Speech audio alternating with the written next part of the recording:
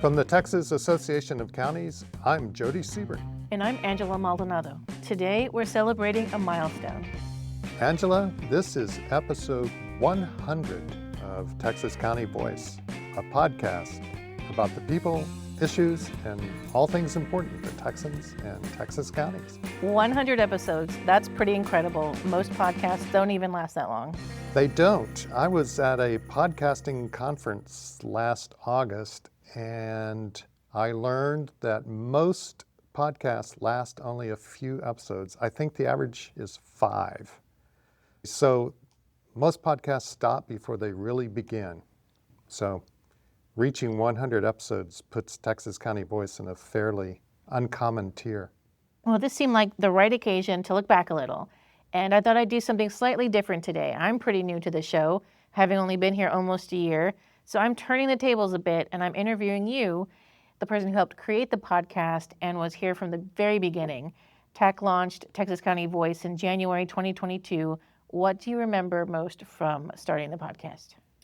Well, at the beginning, we were just trying to figure out if this would even work. We knew county officials had great stories to tell, stories about county government, public service, and the people behind all of it. But podcasting was new territory for me. It was new territory for our colleagues. But we decided, let's give it a try. So before the podcast even had a name, we began beta testing interviews at TAC's 2021 Legislative Conference. We improvised some studio space at the conference. We had a couple of microphones that we were learning on the fly. I was certainly learning how to edit the podcast on the fly. And I remember our very first guest during that practice run was Matt Chase, who's the executive director of the National Association of Counties. And he's also now appeared on the podcast a whole bunch. Yeah, I think Matt has been on the episode more than anyone else. We've had several guests appear more than once over these first 99 episodes, but Matt, I think, has been on 3 or 4 times, and most recently on episode 97. So just a couple of episodes ago. So yeah, Matt Chase has been appearing on the podcast since before it formally was a thing. Well, that's actually something I noticed coming into the podcast. There's this sense of continuity, guests come back, and then topics evolve over time. Yeah, I'd like to think that's true, that Texas County Voice became a way to keep conversations going. And along the way, it's grown into something we're really proud of, at least I am. Well, it's been recognized outside of TAC and around Texas, winning the Best in Category Podcasting Award from the National Association of County Information Officers for the last 3 years in a row. And last year, it swept the association's awards of excellence for podcast episodes. One of the award-winning episodes was episode 52, Former County Seats, Buffalo Gap in Taylor County. Well, I think it's because Texas county history is never just history. It's not just dates. These places still matter to people. In terms of the Buffalo Gap episode, I had a personal connection to Buffalo Gap. My dad had grown up there, and his parents, my grandparents, had lived there until their deaths. So I was happy to see that episode honored. But beyond my personal connection, I think the episode was interesting to listeners because it felt like a living connection to the past. I kept the mics on as I was shown the old county courthouse, the old Taylor County Courthouse and jail. And you can still feel the history there. And I hope that feeling comes through in the episode. I think it does. And the storytelling really pulls the listeners in. It's upstairs. I have a family connection to Buffalo Gap. My grandparents moved here in the early 1940s. My dad grew up here, and they lived as a family for a couple of years in the jail. Okay. So he always liked to say he grew up in the jail, right. There were several different families that lived in here. They didn't really have a use for this building. They didn't know what to do with it, so there was a lot of families that did live in here. My understanding was they kind of divided it up, and it was kind of a tenement type deal. There may have been 2 families or something living in there at the same time. Now, I don't know if your dad and them were in there by themselves. If I'm remembering the family stories right, they were here with at least one other family. Yeah. So they may have been upstairs, downstairs type deal. So let me open it up and we'll go in there and see. That episode also connects to one from last year, episode 87, Echoes of Helena, Preserving the Toughest Little Town in Texas. Yeah, I had this idea of doing an occasional series on former county seats. And so Buffalo Gap and Helena are kind of the first two episodes in that occasional series, and I emphasize the word occasional. But Helena is the former county seat of Karnes County, and it once had everything. It was a thriving town, saloons, and it had quite an interesting history full of duels and feuds and political drama. And then on top of it all, this incredible story about one father's vengeance helping derail the town's future. Butler said, fine. If you're not going to own up to it and tell me who killed my son, then I'm going to dry this town up. I'm done. That almost sounds like straight out of a movie. Yeah, but that's part of what makes Texas history so compelling. Well, I've heard you mention before that your favorite part of the podcast is getting to meet county officials from across Texas. Yeah, that's probably the biggest reward for doing this show. It's the same thing that makes writing for our quarterly magazine, County, rewarding. And it was what made my former career as a newspaper journalist so rewarding, is meeting interesting people and interviewing them about their work and their lives. I hesitate to single out any one episode because we've had so many terrific guests on the podcast, but some conversations definitely stay with you. Like episode 10 with Hudspeth County Judge Tom Neely. Judge Neely was 94 years old when I interviewed him. That's a lot of history there. Yeah, and he had stories for days. That interview could have gone on and on. He later passed away in 2023 at age 96. And, I still think about that interview sometimes because he represented this incredible living history of Texas county government. I've learned that you can please some of the people part of the time, and no matter what you do, some of them are going to be pleased and some of them are going to be angry. And I expect to do my best at whatever I do for as long as I can do. You can really hear that experience and perspective in the conversation. And then there are guests like former Guadalupe County Elections Administrator Lisa Hayes from episode 66. That episode explored the county's Citizens Election Academy that Ms. Hayes had started. The Academy is this really thoughtful effort to explain how elections work and build trust through transparency. And we recorded that episode timed to the 2024 election. Then that's one of the things that we talk about in our academy too, is the election timeline. Most people don't realize that the election starts months prior to the election. And so that was one of the important things for us to share with them, is that we do elections and election-related tasks all year round. We do voter registration and list maintenance all year round. It's not that we don't do anything the other 364 days of the year. And so that was very educational for the voters, and I think they appreciated a lot more when they realized this is actually a full-time job. What I really like about our work here at Texas County Voice is that the show doesn't shy away from big topics.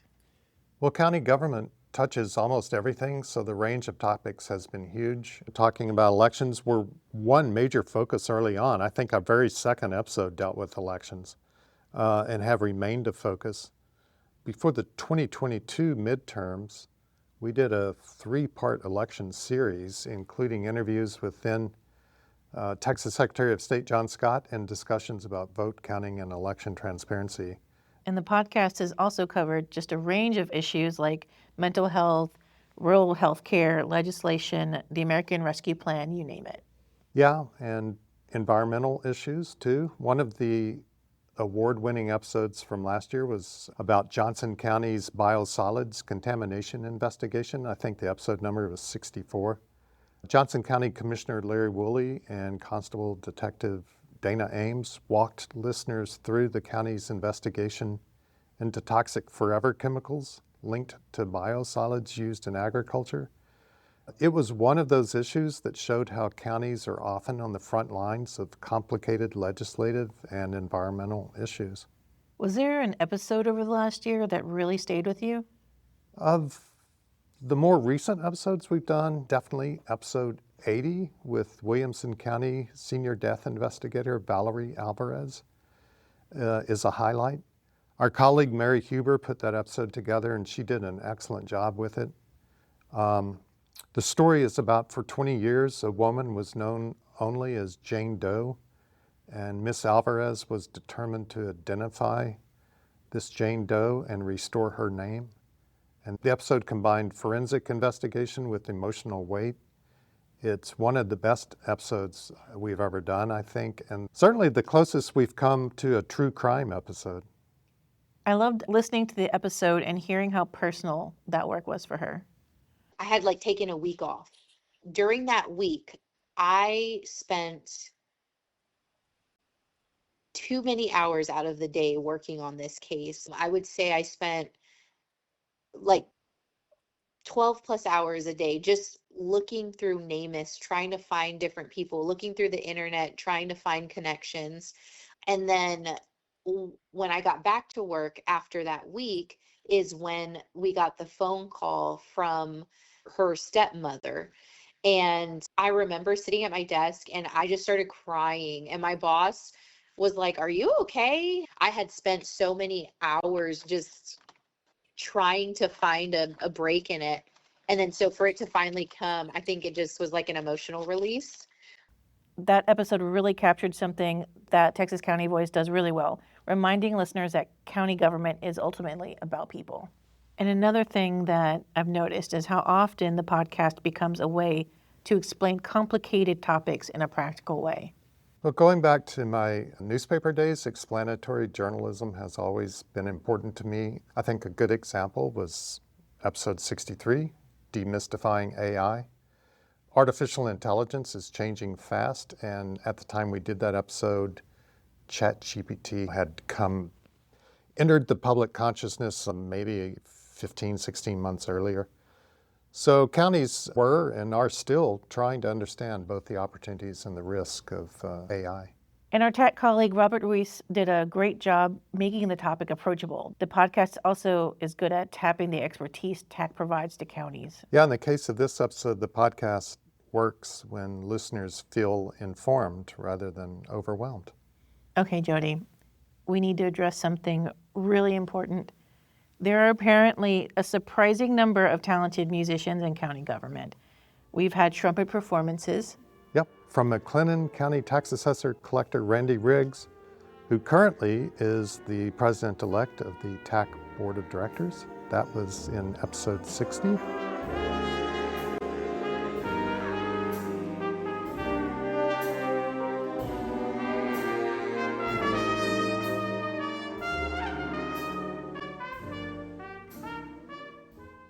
Opera. Randall County Commissioner Eric Berry in episode 35. Ah, mes amis, quel jour de fête, je vais marcher sous vos drapeaux. Ah, mes amis, quel jour de fête, je vais marcher sous vos drapeaux. Even an impromptu rendition of God Bless America.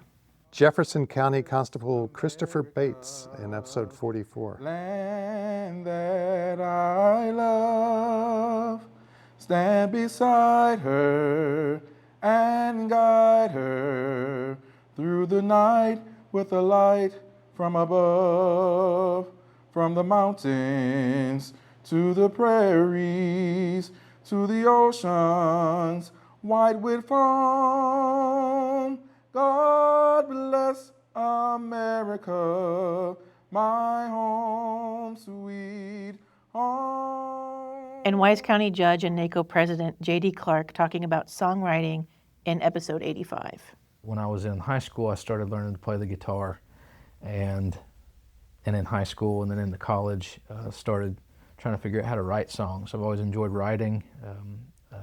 And I like the challenge of a song of, like I said, you've got such a finite time window. How do you tell a story in 3 minutes? including writing a song about county government.